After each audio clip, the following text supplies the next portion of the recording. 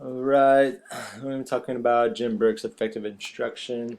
I really like this book because I think that the way that it's mapped out makes it very easy to go back in the future to reference, and I think it has a lot of good things that we as educators should keep in mind, and a lot of methods and practices to put into play as we're like developing lesson plans and working to adapt and improve.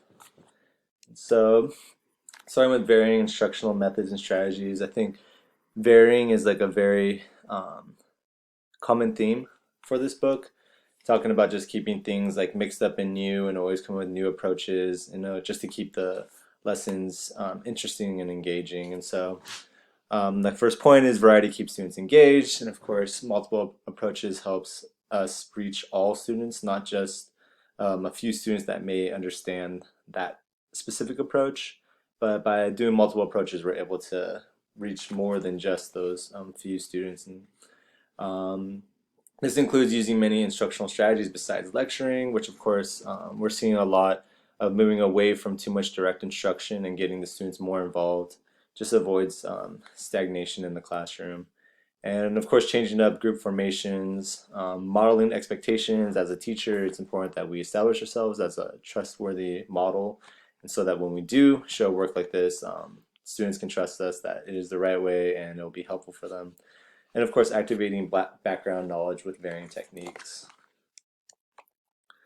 The think, learn, and remember. It's a process of not just teaching our students, but also making sure that they are keeping these valuable lessons and utilizing them in future classrooms and as they like advance in their education and into their careers. And so it's all about developing a disciplined mind through guidance. We challenge students with new and difficult ideas, always changing, avoiding the stagnation. We identify and develop their individual talents and making sure that we have an integrated and dynamic curriculum, which just means that we're not doing the same things every day.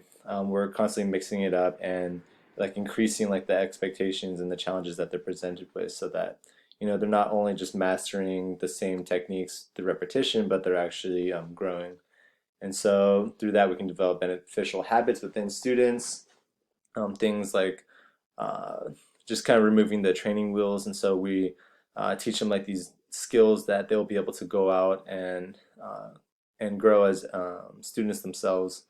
And this discipline specific language and behavior just talks about developing like the mannerisms of the student within each individual classroom. And so if they're in a science class, we teach them how to speak and act and think like a scientist. And if they're in English, we get them to use the terminology to describe a poem or a descriptive writing piece. And so assess, adapt, and improve.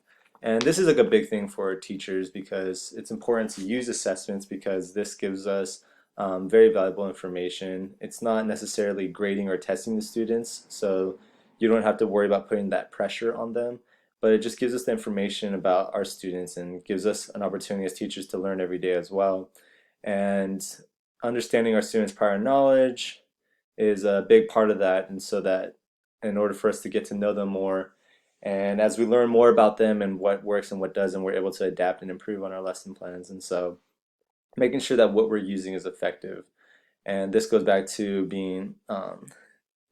this goes back to having very good clarity, relevance in the lesson so that the students understand why they're learning this, believing in their potential for success. And of course, also teaching the students self-assessment, which allows them to set goals and be reflective on themselves, which helps them identify mistakes on their own as well. And so it takes off like the stress of doing too much editing on the teacher and allows students to uh, not only like assess their work but also improve on themselves as well. And of course, as teachers, we must always provide useful feedback throughout instruction. And feedback in a lot of our other readings is a big thing as well to keep in mind as teachers, and just establishing that relationship and maintaining that communication. And finding the right tools to enhance instruction. It's important to identify the specific purpose and need for a tool. And by doing so, we're able to identify which tools are effective and which tools may be more effective than those ones. And so being effective in the feedback, again, clarity, making sure that we plan ahead and prepare our classroom and the equipment for the lesson. And this just helps avoid distractions and any delays in the lesson. And being able to understand the use of the tools and recognizing which ones yield the biggest results. And so through this, we can challenge students to think critically and also, keep activating that creativity within them, which keeps the lessons interesting and keeps the students engaged.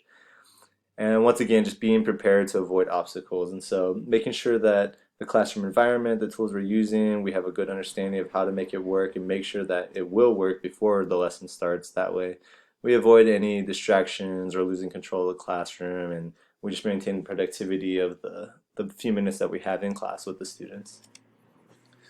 Another big part is maintaining a good classroom culture, and this is described by Burke as the three R's, which is rigor, relevance, and relationship. And so we want to identify our students' strengths, which is also broken into three categories as analytical, creative, and practical, and utilize that to our benefit and how we design our lessons and how we teach like the specific students. And so we can organize groups based on their strengths and so that they can build upon each other. And the support can come in many forms, from the teacher and being prepared with alternative methods and strategies, and that's just basically like differentiated instruction. And it's important to recognize that we don't need to create, like if we have a classroom of 30 students, we don't need to create 30 different lesson plans for each one. It's just like how we can assess the students and work towards getting all the students with the variety of different approaches in the classroom. And of course, consistently showing faith in students' potential. So just developing like this classroom culture where students aren't afraid to ask questions and flex their mind, mental capacity, and their creativity, and just let them know that some things are difficult and will take time, but we just show faith into their potential and let them believe that they really can achieve anything if they work hard enough and if they work with us as well. Once again, with the learning environment, we want to make sure that there is a purpose. You'll be asked so many times by students, why are we doing this? And so it's best to be prepared with not only a good answer, but a true answer. And so that they know that what they're doing is for their benefit. And so we create a purpose by having high expectations for the quality of work and behavior that they conduct in the classroom. And this can be done by constantly reminding them of the relevancy of what they're learning, modeling this work for them, showing how we process this on a daily basis as well, and how it's beneficial for us as well. Being mindful of the time and using it effectively, the feasibility of the assignment, making sure that they know that it is possible. And even though sometimes some things are difficult, a productive struggle is still productive and will help them in the long run, so that when they do face obstacles in higher education or in their future careers, that they're not dissuaded by these obstacles and actually know that there is a way to work around them if they put their minds to it and commit to the hard work that may be needed or necessary for this. And of course, being clear and consistent with your expectations for behavior. It's good that you are consistent, because if you show any weakness in that, the students will definitely take advantage of it. And so being clear and consistent and being fair, unbiased, these are all very important things to keep in mind in order to maintain a safe and respectful learning environment. A good line from the book was teach like a doctor, not a judge. And so we're constantly analyzing our classrooms and what works and what doesn't. And we're not judging the students based on their performance, but we're seeing them as fully capable individuals. And so we just need to find the right way to connect with them. And teaching with context. And so we should always be teaching new skills and knowledge within a lesson and assignment, just because we want to avoid that stagnation once again. We want to teach students to problem solve. We want to teach students like the problem solving process so that they have these skills so that we can eventually take these training wheels off them and allow them to work out more complex concepts and texts. And using essential questions for guidance and focus is very productive. And of course, once again, varying teaching. This is broken down as separated, simulated, and integrated styles of teaching, and recognizing our teaching patterns and how effective they are. And this just speaks about how this is the teacher assessing themselves and seeing what they do for like a specific assignment, or how they go about like their daily lesson plans, and recognizing the patterns that are being used and seeing which ones are useful and which ones are not, which ones can be improved or which ones can be gotten rid of completely. And going back to the big ideas and essential questions, this helps frame and guide the instruction. It also is very good for students to keep them focused and not lost in the assignment. You'll spend your days explaining thoroughly what's going to be going on for the day, but you'll still be getting asked that question a million times from students. What are we doing? So using like these essential questions really helps provide that guidance so that they don't need to ask you, they just simply need to look at the question itself.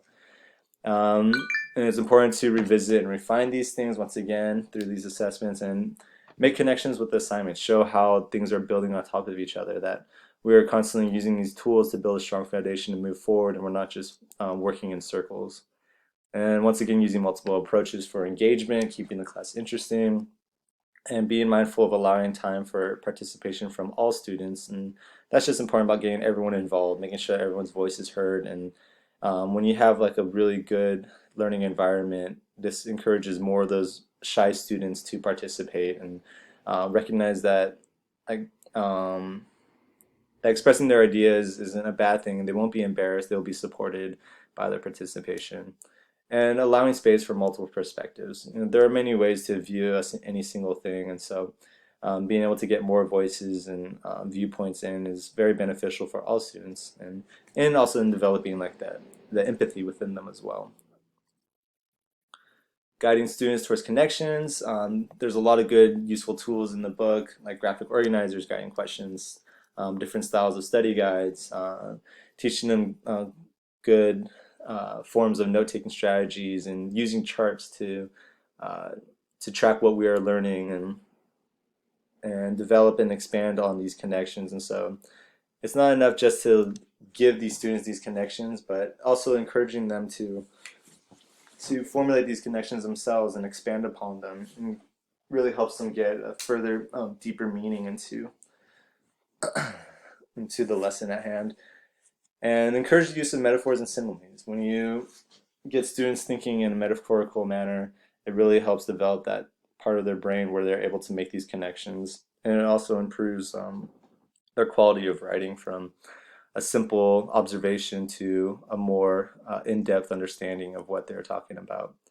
And a good way to help guide students is provide sentence starters. This really helps when students are just stuck or don't know how to begin or don't know where to start, and planning ahead for connections you wish to make. So always looking at the end product that you wish to get from any lesson plan, and then working backwards from that really helps. And so knowing what connections you want the students to make, work backwards from there, and then you're able to create all the necessary steps that will guide them to that conclusion.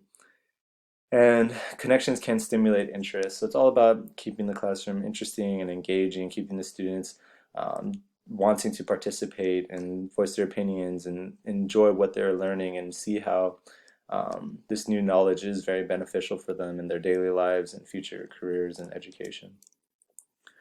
The goal is learning and engagement. So this good quote from the beginning of the chapter: "Great lessons are designed, not found." Having like the knowledge of the subject and our students. And so it's not just about knowing what we are teaching, but knowing how to transfer this knowledge to our students. And best way to do that is to develop those relationships and get a good understanding of where their strengths and weaknesses are and how we can approach that. And so we ask ourselves, what is our desired outcomes? Once again, we work backwards and we want to make sure our lesson is purposeful. Every step has a reason for being there. And we reinforce the relevancy for future success. We show why they're learning this in order to motivate and engage them. And the goal is to develop that independent learner, where they're able to go out on their own and break down more complex texts and discover new knowledge using the skills that we have already taught them. And that's it.